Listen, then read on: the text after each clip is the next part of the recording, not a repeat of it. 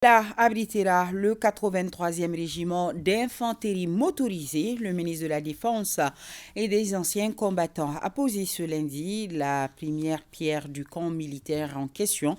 Il sera construit sur une superficie de 600 hectares dans le village de Chikolomba, commune de Kapala et Koloniki. Avec Abdoulaye Sako, voyons les temps forts de cette cérémonie.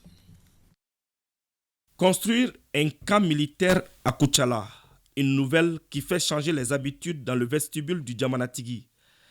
Traditionnellement silencieux lors des cérémonies, cette fois-ci le chef coutumier de la capitale de l'or blanc sort de sa réserve pour remercier et bénir au nom de sa contrée les autorités de la transition armée ainsi du soutien du Miankala. Le ministre chargé de la Défense accomplit le geste symbolique et l'espoir renaît au sein de la population.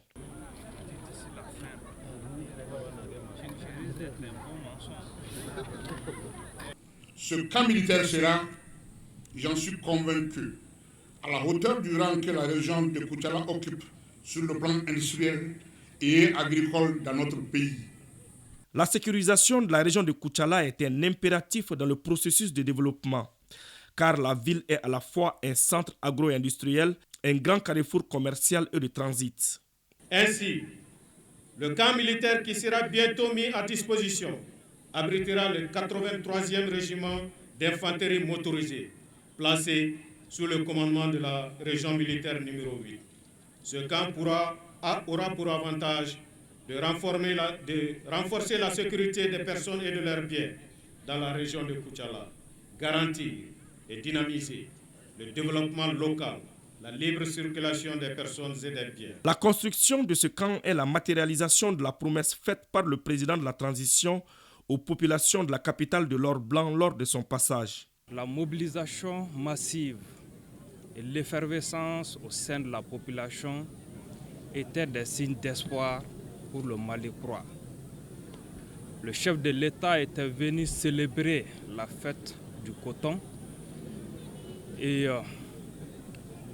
remercier nos braves cotonculteurs pour leur abnégation et les féliciter pour les excellents résultats de la campagne cotonnière 2020-2021. Après sa visite, le président de la transition nous a donné des instructions fermes, notamment à mon département et à celui de la sécurité, pour sécuriser les axes de communication et se rapprocher de la population et de tout mettre en œuvre pour que cette région stratégique pour notre développement socio-économique puisse rester en sécurité. Comme pour remercier les autorités de la transition, les populations de Koutchala ont exposé leur riche savoir-faire culturel.